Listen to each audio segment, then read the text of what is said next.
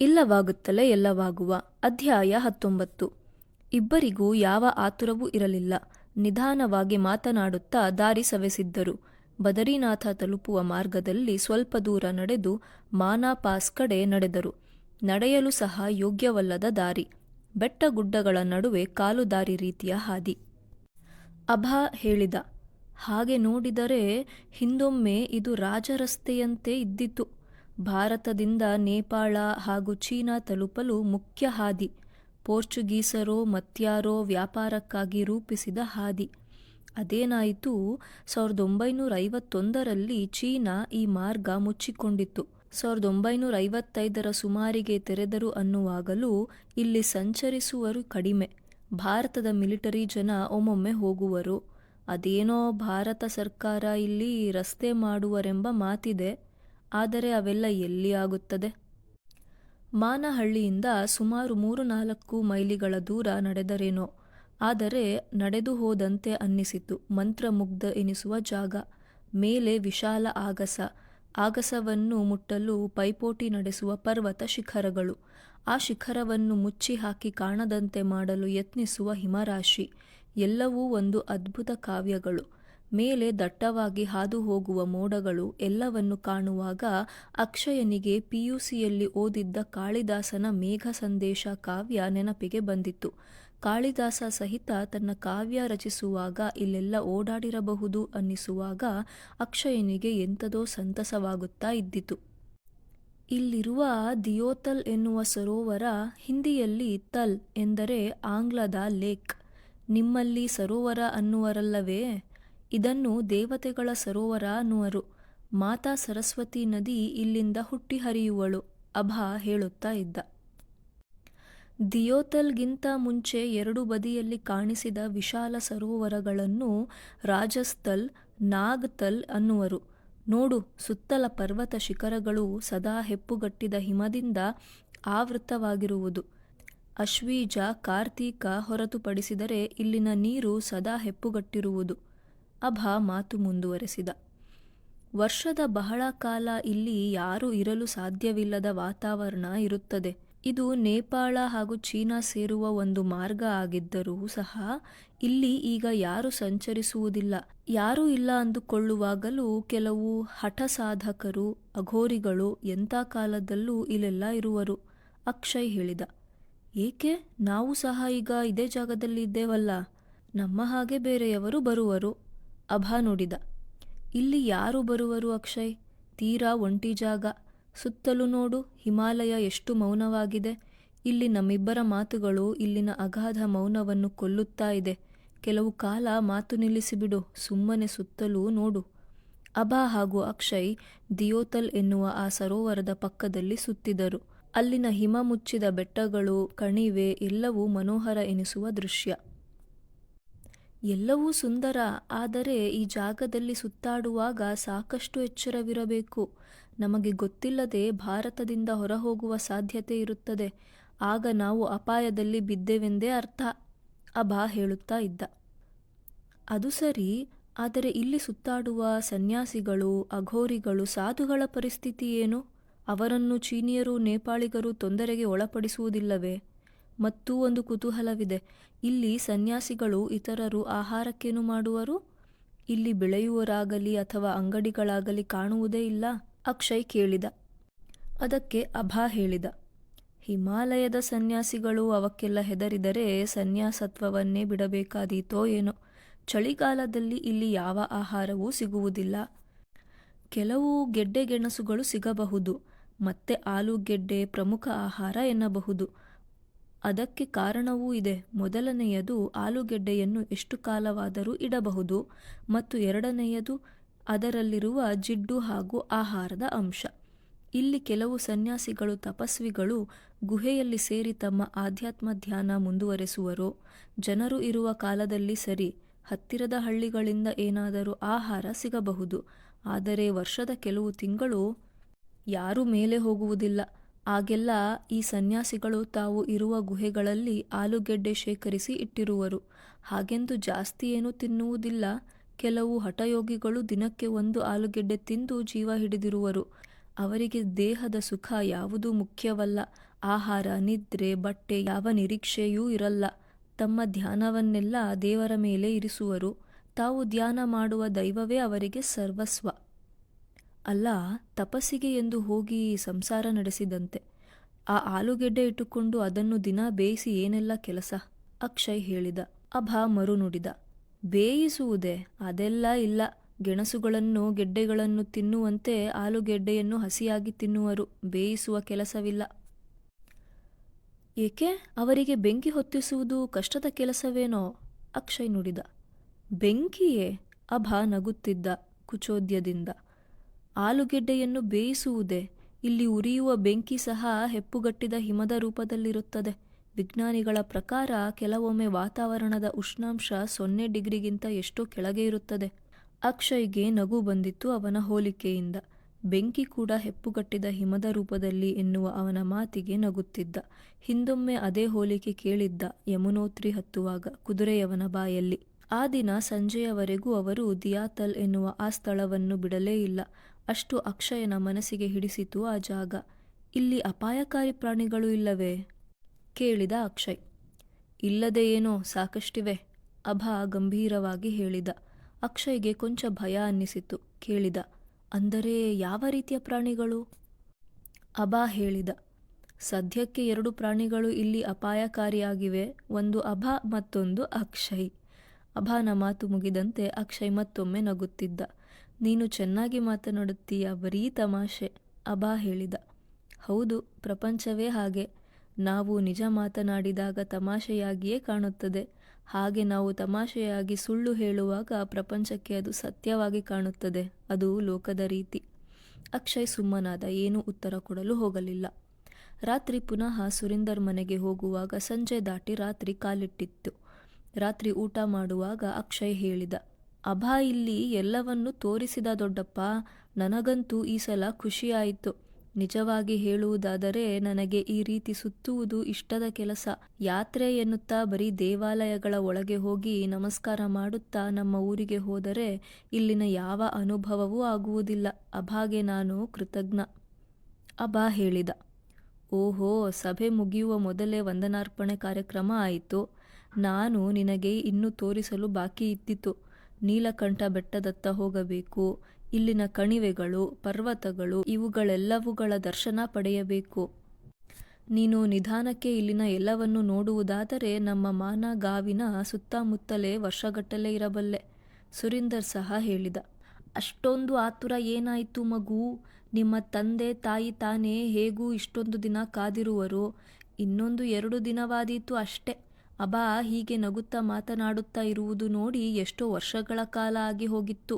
ಈಗ ನಿನ್ನ ಜೊತೆ ಹೀಗೆ ಸುತ್ತುತ್ತಾ ಇರುವ ಅನ್ನುವುದು ನನಗೆ ಆಶ್ಚರ್ಯವಾಗಿದೆ. ಇರಲಿ, ನಾಳೆ ನಾಡಿದ್ದು ಎಂದು 1-2 ದಿನ ಆರಾಮವಾಗಿ ಸುತ್ತುತ್ತಾ ಕಾಲ ಕಳೆಯಿರಿ. ನಂತರ ನಿಮ್ಮ ಊರಿಗೆ ಹೋಗುವುದು ಇರುವುದೇ ಆಗಿದೆ. ಏನು ಹೇಳುವೆ? ಅಕ್ಷಯ್ಗೆ ಇಷ್ಟವಾದ ಕೆಲಸ, ಅಭ್ಯಾಸ ಹೀಗೆ ಪರ್ವತ, ಕಣಿವೆ ಎಂದು ಸುತ್ತುವುದು. ಹಾಗಿರಲು ಹಿಮಾಲಯದ ಆಕರ್ಷಣೆ ಅವನನ್ನು ಸೆಳೆಯದೆ ಬಿಟ್ಟೀತೆ. ಅಕ್ಷಯ ಸುಲಭವಾಗಿ ಮತ್ತೆ 2 ದಿನ ಅಲ್ಲಿರಲು ಒಪ್ಪಿಬಿಟ್ಟ. ಮರುದಿನ ಅಭಾ ಹೇಳುತ್ತಾ ಇದ್ದ.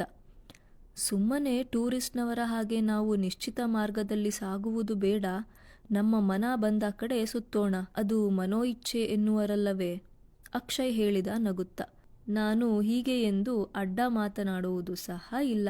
ನೀನು ಹೋದಲ್ಲಿಗೆ ಸುಮ್ಮನೆ ಬರುವುದಷ್ಟೇ ನನ್ನ ಕೆಲಸ.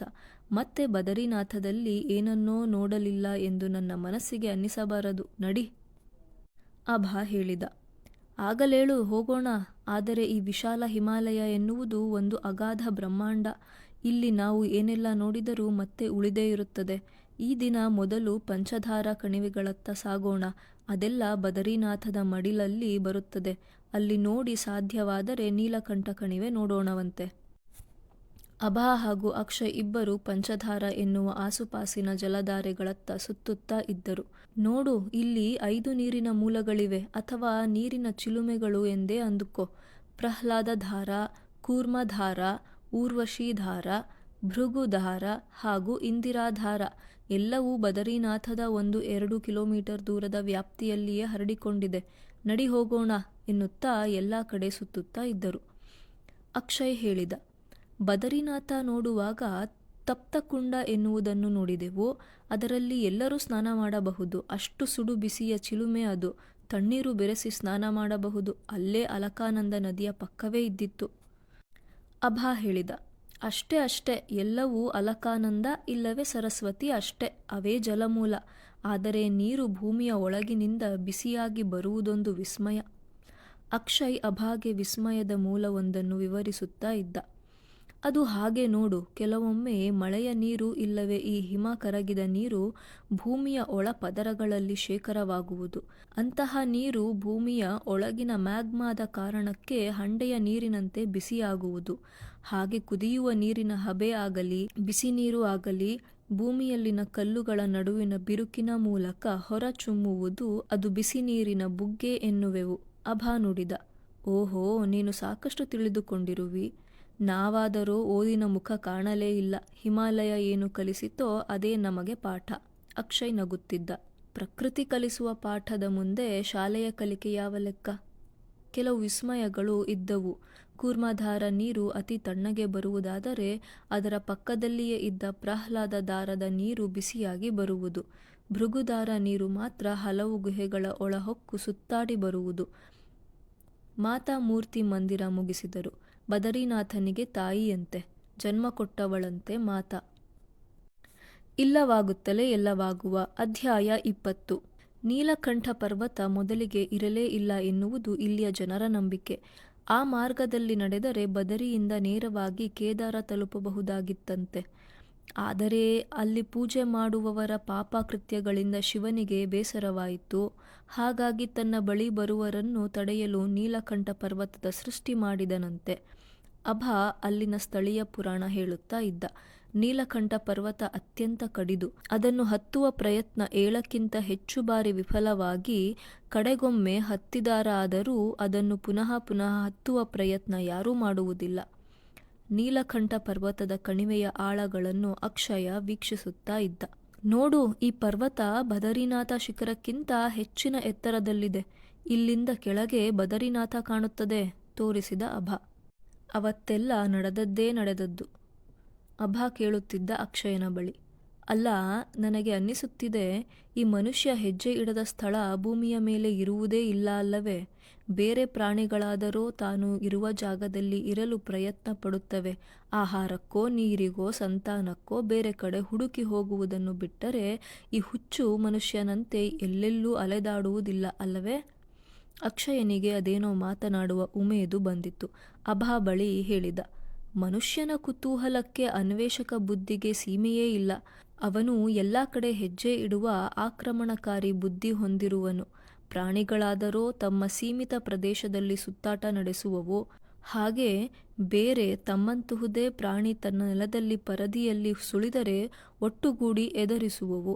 ಅವು ಊರಿನ ನಾಯಿಗಳು ಆಗಬಹುದು, ಕಾಡಿನ ಹುಲಿ ಸಿಂಹಗಳು ಆಗಬಹುದು. ಅವುಗಳ ಬಹುಮಟ್ಟಿಗಿನ ಈ ವಿರೋಧ ತಮ್ಮ ಆಹಾರಕ್ಕೆ ಕೊರತೆ ಆಗಬಹುದು ಎನ್ನುವ ಭಾವನೆ ಕಾರಣ ಏನೋ. ಆದರೆ ಮನುಷ್ಯ ಮಾತ್ರ ಇತಿಹಾಸ ದಾಖಲಿಸುವ ದಿನಗಳಿಗೂ ಮೊದಲಿನಿಂದಲೂ ಇತರ ಪ್ರದೇಶದ ಮೇಲೆ ತನ್ನ ಸವಾರಿ ಮುಂದುವರೆಸಿರುವ. ಅವನ ಈ ರೀತಿಯ ಟ್ರೆಸ್ ಪಾಸ್, ಪ್ರವೇಶ ನಿಷಿದ್ಧ ಪ್ರದೇಶಗಳಿಗೆ ಅನಧಿಕೃತವಾಗಿ ನುಗ್ಗುವ ಬುದ್ಧಿ ಮಾತ್ರ ಕೇವಲ ಆಹಾರ ಕಾರಣದಿಂದ ಅಲ್ಲ, ಬಹುಶಃ ಅವನ ಹೊಟ್ಟೆ ತುಂಬಿದ ನಂತರದ ಕುತೂಹಲ.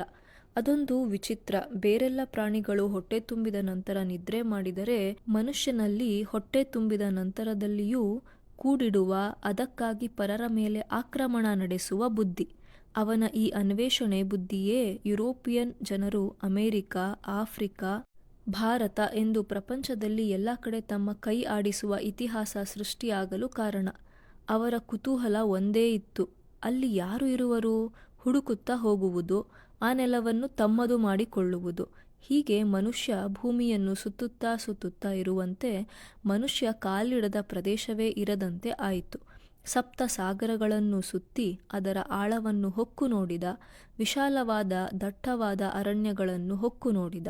ಅವನು ಕಾಲಿಟ್ಟ ಕಡೆಯಲ್ಲಿ ಪ್ರಳಯ, ನಾಶ, ಭೂಮಿ ಅವನ ಕುತೂಹಲವನ್ನು ತಣಿಸಲಿಲ್ಲ. ಹಾಗಾಗಿ ಅಂತರಿಕ್ಷದತ್ತ ಸಹ ಗಮನ ಹರಿಸಿದ.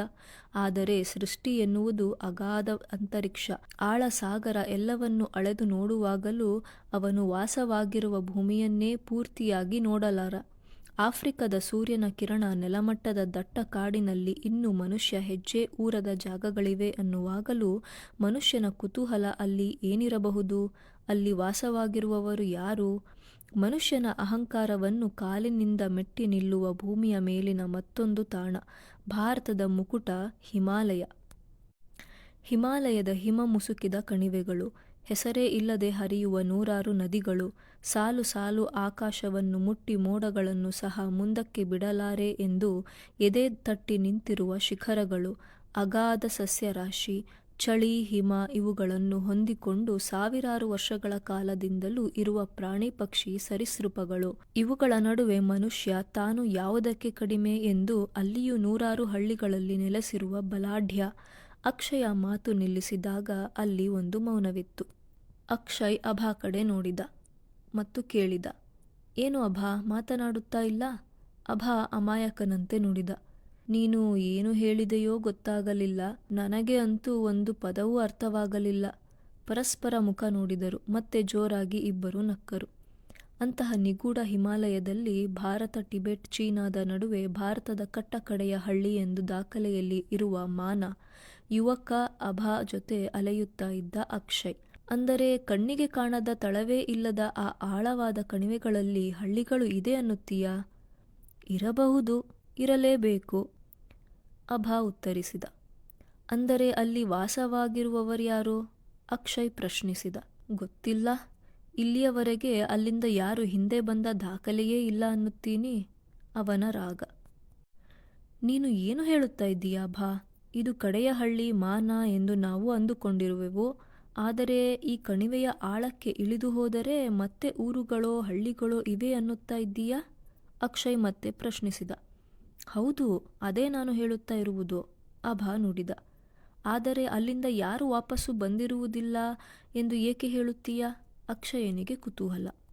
ಏಕೆಂದರೆ ಕೆಲವರು ಆ ರೀತಿಯಲ್ಲಿ ಹುಡುಕಿ ಹೋದವರು ಮತ್ತೆ ಮೇಲೆ ಬರಲಿಲ್ಲ. ಅಭಾ ಪುನಃ ಅದೇ ಉತ್ತರ. ಅಂದರೆ ಅಲ್ಲಿ ಅಷ್ಟು ಅಪಾಯಕಾರಿ ಜನ ಇರುವರೆ? ಸ್ವಲ್ಪ ಆತಂಕದ ಧ್ವನಿಯಲ್ಲಿ ಅಕ್ಷಯ್ ಕೇಳಿದ. ಹೇಳಲಾಗದು ಅಕ್ಷಯ್. ಅಪಾಯಕಾರಿ ಎಂದು ಇರಬಹುದು, ಅಥವಾ ಇಲ್ಲಿಂದ ಹೋದವರು ಅಲ್ಲಿಯೇ ಉಳಿದು ಮತ್ತೆ ಮೇಲೆ ಬರದೆ ಹೋಗಿರಬಹುದು. ಹೇಗೆ ಹೇಳುವುದು? ನಿನಗೊಂದು ರಹಸ್ಯ ಹೇಳಲಾ? ಕೆಳಗೆ ಹೋದರೆ ಸ್ವರ್ಗ ಇದೆ ಎನ್ನುವರು, ಅಥವಾ ಚಿರಂಜೀವಿಗಳ ನಾಡು, ಅಭಾ ಹೇಳಿದ. ಅಕ್ಷಯ್ ಮತ್ತೆ ಪ್ರಶ್ನಿಸಿದ. ಆದರೆ ನೀನು ಇಲ್ಲೇ ಇರುವವನೋ? ಎಂದೂ ಕೆಳಗೆ ಹೋಗಲಿಲ್ಲವೇ? ಒಮ್ಮೆ ಏನೋ ಹಲವು ಸಲ ಕೆಳಗೆ ಹೋಗಿರುವೆ. ಆದರೆ ಒಬ್ಬನೇ ಎಷ್ಟು ದೂರ ಎಂದು ಸಂಚರಿಸಲಿ? ಹಿಂದೆ ಬಂದೆ. ಈಗ ನೀನು ನನ್ನ ಜೊತೆ ಬರುವೆ ಎಂದು ಹೇಳೋ, ಕಣಿವೆಯ ತಳವನ್ನು ಶೋಧಿಸಿ ಬಿಡೋಣ. ಅಕ್ಷಯನಿಗೆ ಅಭಾನ ಸವಾಲು. ಅಕ್ಷಯ್ ಸ್ವಲ್ಪ ಅನುಮಾನದಲ್ಲಿದ್ದ. ಆಗಬಹುದು, ಆದರೆ ಎಷ್ಟು ದಿನ ತಗಲಬಹುದು? ಅಭಾ ಹೇಳಿದ. ಅದನ್ನು ಹೇಗೆ ಹೇಳಲು ಆದೀತು? ನನಗೆ ಸಹ ಗೊತ್ತಿಲ್ಲದ ವಿಷಯ. 1 ದಿನ, 1 ವಾರ, 1 ಮಾಸ, 1 ಸಂವತ್ಸರ, ಯಾರಿಗೆ ತಿಳಿದಿದೆ? ಹೋಗುವಷ್ಟು ಹೋಗುವುದು. ತೀರಾ ಏನು ಸಾಧಿಸಲಿಲ್ಲ ಎಂದರೆ ಪುನಃ ಮೇಲೆ ಹತ್ತಿ ಬರುವುದು. ನಂತರ ನೀನು ನಿಮ್ಮ ಊರಿನ ದಾರಿ ಹಿಡಿದು ಹೋಗು, ಅಷ್ಟೇ. ಆದರೆ ಇದರಲ್ಲಿ ಬಲವಂತ ಎಲ್ಲ ಏನಿರಲ್ಲ. ನಿನಗೆ ಸಹ ನನ್ನ ಹಾಗೆ ಕಾಡಿನಲ್ಲಿ ಅಲೆಯುವ ಹುಚ್ಚು, ಅದಕ್ಕಾಗಿ ಹೇಳಿದೆ ಅಷ್ಟೆ. ಈಗ ದೊಡ್ಡಪ್ಪನ ಮನೆಗೆ ಹೋಗುವುದರಲ್ಲಿ ನಿರ್ಧಾರ ಮಾಡು. ನಾಳೆ ಕಣಿವೆಗಾ ಅಥವಾ ನಿನ್ನ ಬೆಂಗಳೂರಿಗಾ? ಆದರೆ ಇದರಲ್ಲಿ ನನ್ನ ಬಲವಂತ ಇದೆ ಎಂದು ಭಾವಿಸಬೇಡ, ನಿನ್ನ ಇಚ್ಛೆ. ಈಗ ನಿರ್ಧಾರದ ಚೆಂಡು ಅಕ್ಷಯನ ಕೋರ್ಟಿನಲ್ಲಿತ್ತು. ಅಭಾ ಮತ್ತೆ ಹೇಳಿದ. ನೀನು ನನ್ನ ಜೊತೆ ಬರುವ ನಿರ್ಧಾರ ತಿಳಿಸಿದರೆ ಬಹುಶಃ ದೊಡ್ಡಪ್ಪ ಸಹ ನನ್ನನ್ನು ಬಯ್ಯಬಹುದು. ಅಕ್ಷಯ್ ಕೇಳಿದ ಕುತೂಹಲಕ್ಕೆ. ನಾನು ಉಳಿದರೆ ನಿನ್ನನ್ನು ಏಕೆ ಅನ್ನುವರು? ನಾನು ಹೆಚ್ಚು ದಿನ ಇರುವುದು ಅವರಿಗೆ ತೊಂದರೆ ಆಗಬಹುದೇ? ಅಭಾ ನಗುತ್ತಾ ಇದ್ದ ಮತ್ತು ಹೇಳಿದ. ನಿನ್ನ ಯೋಚನೆಗಳು ನಗು ತರಿಸುತ್ತವೆ. ನಾನು ಹೇಳಿದ್ದು ಹಾಗಲ್ಲ. ನನ್ನ ಜೊತೆ ಸೇರಿ ನೀನು ಹಾಳಾಗುತ್ತೀಯಾ ಎಂದು. ನೀನು ಎಲ್ಲಿಂದಲೋ ಬಂದು ನನ್ನ ಹಾಗೆ ಬೇಜವಾಬ್ದಾರಿಯಲ್ಲಿ ತಿರುಗುವುದು ಅವರ ಕ್ಷೋಭೆ ಹೆಚ್ಚಿಸುವುದು. ಅಕ್ಷಯ್ ಹೇಳಿದ. ಏನಿಲ್ಲ ಬಿಡಿ, ಅವರಿಗೆ ನಾನು ಹೇಳುವೆ. ನಾನು ಕಣಿವೆಯ ಪ್ರಯಾಣ ಕೈಗೊಳ್ಳುವುದರಲ್ಲಿ ಅಭಾ ಕೈವಾಡ ಬಲವಂತ ಯಾವುದೂ ಇಲ್ಲ, ನಾನೇ ಇಷ್ಟಪಟ್ಟು ಹೊರಟಿರುವೆ ಎಂದು. ಅಭಾ ನಗುತ್ತಾ ಇದ್ದ. ಸರಿ, ಅಲ್ಲಿಗೆ ನೀನು ನನ್ನ ಜೊತೆ ಹೊರಡುವುದು ನಿರ್ಧಾರ ಆಯಿತು ಅಲ್ಲವೇ? ಅಕ್ಷಯ ಗೊಂದಲದಲ್ಲಿ ನಿಂತುಬಿಟ್ಟ. ಈಗ ನಾನು ಆ ರೀತಿಯಲ್ಲಿ ಹೇಳಿದೆ ಎಂದು. ಅಭಾ ನುಡಿದ. ಆಗಲಿ ಬಿಡು, ನೀನು ಹೆದರಬೇಡ, ನಿಧಾನವಾಗಿ ಯೋಚಿಸಿ ಹೇಳು. ಬೇಡ ಅನಿಸಿದರೆ ಬೆಳಗ್ಗೆ ನಿಮ್ಮ ಊರಿಗೆ ಹೊರಟು ಬಿಡು, ಅದರಲ್ಲಿ ಯಾವ ಸಂಕೋಚ ಎಂದು ಮಾತು ಮುಗಿಸಿದ. ಗಣೇಶ ಗುಹದ ಹೊರಗೆ ಕುಳಿತಿದ್ದ ಅಭಾ ಹಾಗೂ ಅಕ್ಷಯ್ ಅಲ್ಲೇ ಸಂಜೆಯವರೆಗೂ ಮಾತನಾಡುತ್ತಾ ಕುಳಿತಿದ್ದರು. ಸೂರ್ಯ ಮುಳುಗಲು ಸ್ವಲ್ಪ ಸಮಯ ಇರುವಾಗ ಅಭಾ ಹೇಳಿದ. ಅಕ್ಷಯ್, ಅದೇಕೋ ಸುರಿಂದರ್ ದೊಡ್ಡಪ್ಪ ನೆನಪಾಗುತ್ತಿದ್ದಾರೆ. ಅಕ್ಷಯ್ನಿಗೆ ಆಶ್ಚರ್ಯವಾಯಿತು. ಅದೇನು ಇದ್ದಕ್ಕಿದ್ದಂತೆ ದೊಡ್ಡಪ್ಪನ ನೆನಪು? ಆದರೆ ನೀನು ಅಷ್ಟೊಂದು ಭಾವನಾತ್ಮಕ ವ್ಯಕ್ತಿಯಂತೆ ಕಾಣಿಸುವುದಿಲ್ಲ. ಅಭಾ ಹೇಳಿದ. ನೀನು ಪ್ರತಿಯೊಂದು ವಿಷಯವನ್ನು ತುಂಬ ದೊಡ್ಡದಾಗಿ ಯೋಚಿಸುವೆ ಅಕ್ಷಯ್. ದೊಡ್ಡಪ್ಪ ನೆನಪಾಗುತ್ತಾ ಇದ್ದಾರೆ ಎಂದರೆ ಸರಳ ಅರ್ಥ ನನಗೆ ಹಸಿವಾಗುತ್ತಾ ಇದೆ ಎಂದು. ಅಕ್ಷಯ್ ನಗುತ್ತಾ ಇದ್ದ. ನೀನು ಹೀಗೆ ಮಾತಿನಲ್ಲಿ ಸದಾ ಚಮತ್ಕಾರ ತೋರುವೆ. ಮಾತಿನಲ್ಲಿ ಏನೋ ಅರ್ಥ ಅಡಗಿಸಿ ಹೇಳುವೆ, ನಾನು ಏನೋ ಅರ್ಥ ಹುಡುಕಲು ಹೋಗುವೆ. ಅಭಾ ಹೇಳಿದ. ನಾನು ಯಾವ ಅರ್ಥವನ್ನೂ ಅಡಗಿಸಿ ಹೇಳುವುದಲ್ಲ, ನನ್ನ ಮಾತುಗಳೇ ಹಾಗೆ. ಅಕ್ಷಯ್ ಹೇಳುತ್ತಿದ್ದ. ನೋಡು, ಆ ದಿನ ಒಂದು ರಾತ್ರಿ ಪೂರಿ ಕೊಟ್ಟರು ಎಂದು ಅದು ಯಾರೋ ಬಾಬಾರನ್ನು ದೇವರ ಸ್ಥಾನಕ್ಕೆ ಏರಿಸಿ ಅವರು ಕೊಟ್ಟ ಪ್ರಸಾದ ಎಂದೆ. ಈ ದಿನ ನೋಡು, ಅದೇ ಬಾಬಾ ಬಂದು ಪೂರಿ ಕೊಡುವರೇನೋ. ದಿನವೂ ನಮಗೆ ತಪ್ಪಿಸದೆ ಆಹಾರ ಕೊಡುವ ನಿನ್ನ ದೊಡ್ಡಪ್ಪ ಸುರಿಂದರ್ನ ಮಾತ್ರ ನೀನು ದೇವರು ಅನ್ನುವುದಿಲ್ಲ. ಅಭಾ ಒಂದು ಕ್ಷಣ ಮೌನವಾಗಿದ್ದ ನಂತರ ಹೇಳಿದ. ಅವರನ್ನು ಯಾರು ದೇವರು ಅನ್ನುವರು? ಅವರು ದೇವರಿಗಿಂತ ಒಂದು ಮಟ್ಟ ಮೇಲೆ. ನಂತರ ನಗುತ್ತಾ ಇದ್ದವನು ಹೇಳಿದ. ಆದರೆ ಅವರು ಆ ಸನ್ಯಾಸಿ ಬಾಬಾಗಿಂತಲೂ ಹೆಚ್ಚು ಅಪಾಯಕಾರಿ. ಹೆಚ್ಚು ಹೊತ್ತು ಜೊತೆ ಇದ್ದರೆ ಹಿಡಿದು ಮದುವೆ ಮಾಡಿಸಿ ಬಿಡುವರು. ಈಗ ಅಕ್ಷಯ್ ಸಹ ನಗುತ್ತಾ ಇದ್ದ.